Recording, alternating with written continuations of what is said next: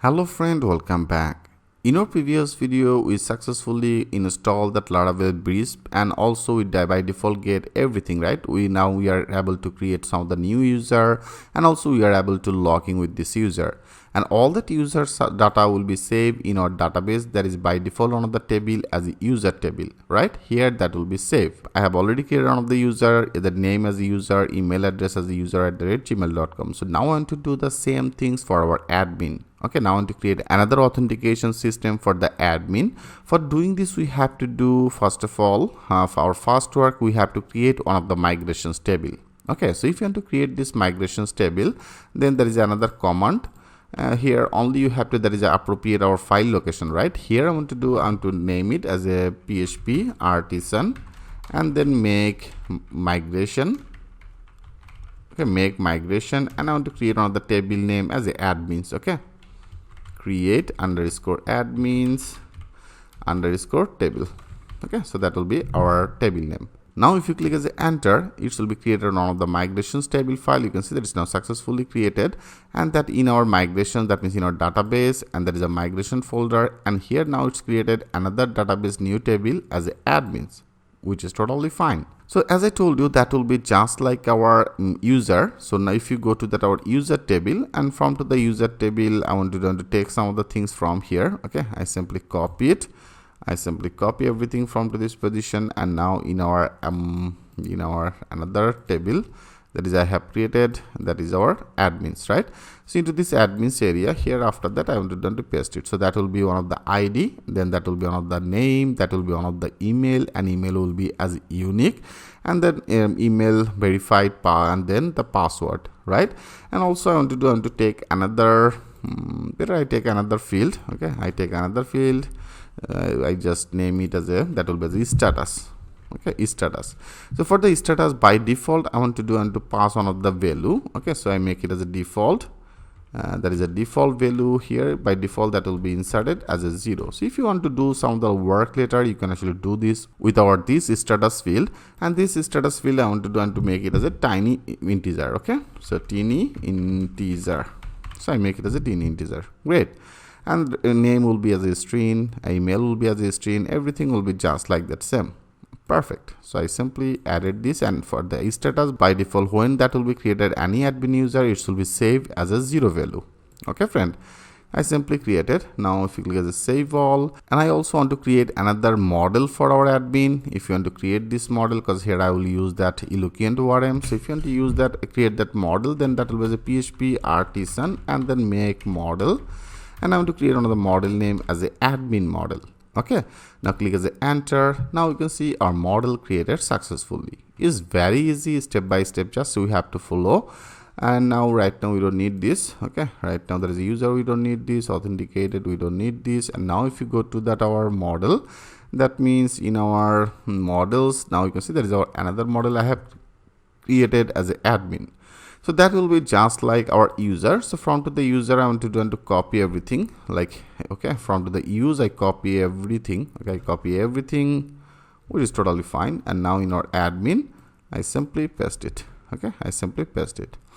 Great. And then that will be the admin model, that is our model, which is totally fine. Here only we have to do in our user model, there is a two things will be needed. Okay, I simply copy both of these from here, and now in our admin, into this admin, after here I paste it. So I simply take it. Also I'm going to take this part, that means it has API tokens. I copy it, and also after this I paste it. Okay, now there is our authenticate user, and then auth user, and then authenticable, and then notifiable has API, which is totally fine.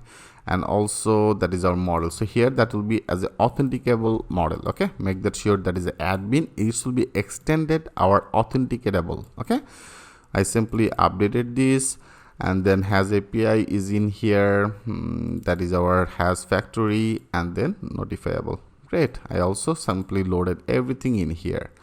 And now that is our protected fieldable. Okay, protected fieldable, every field is the same, because here I name it as a name, email, and the password, and only they have the another one as a status. Okay, I want to add that things in our admins. After that I want to take another field, this field will be also as a fillable. And now we have to create one of the guard. Okay, here if you want to create that guard, better first of all I want to make it as a protected. Okay, protected will be as a guard. Okay, GUARD guard. So that is our protected guard, and protected guard will be for our admin. So here now we have to create this guard. Okay, here simply we have to create this guard, and then I protected all that field, and rest of this will be just like that same. Okay, here we don't need to change anything, everything is look like perfect. And now if you click as a save all, and now I want to migrate our this database table. Okay, that is our database, and into this table area I have created some of the field, and if you now migrate, that will be as a PHP artisan and migrate. Now click as a enter. Now you can see our migration is now successfully done. That means if you now go to our database table, and this now there should be another one. Yes, you can see now there is another table as a admins, and for the admins I name it as a name, email verify ad, and password, and then status. Okay, now we have to create that guard. Okay, here I name this. Right now we don't need this, and also we don't need this. There is the admins. I protected make it as a guard will be as an admin, right? So if you want to create this guard, if you go and in auth, that means here I have already discussed about that things with your friend. Like just simply understand there is a auth guard as a web. So web guard is for default. When you install that Laravel Breeze, that is one of the default guard actually Laravel use as a web. Now I want to create another one for the admin. So if you want to create this guard, you have to go to that config folder. So that is one of the folder as a config, and into this config folder you have to go to that auth. Okay, and into this auth you can see there is guard is by default they are using as a web. Now I want to add another one. Okay, that is our guards, and into this guards area here right now better I copy it, and then I want to paste it, and I want to create another guard name that will be as a admin. Okay, that will be as a admin, and there is a driver will be as a session, and provider will be our database field name. Our database field name as a admins, right? So that will be as a admins. So now I name it as a admins. Great. And now we have to create another provider. That means that is the provider. Okay, better I want to copy it. I simply copy it, and after this I paste it. So that will be as our name I name it as a admins. Okay, so I make it that provider name will be as a admins, driver will be as a Eloquent, and model will be as a app models. I have also created another model as a admin, right? That will be as a admin model. So I simply updated this admin model. Great. And rest of this will be just like that same. Here we don't need to change anything, everything will be just like same. Okay, here I simply created one of the provider for the admins, and that is our guard. That is a guard name as a admin. Okay friend, I simply save it. Now we have to create one of the middleware, and with this middleware now I want to protect all that our URL. I want to protect all that our things with our this guard. That will be for the user, default user will be use that web guard, and for the admin I want to use that admin guard. So how you can do that work? Better I want to continue this process. In our next video I will show you that things with the live example. So thanks for watching, and I will see you in the next video.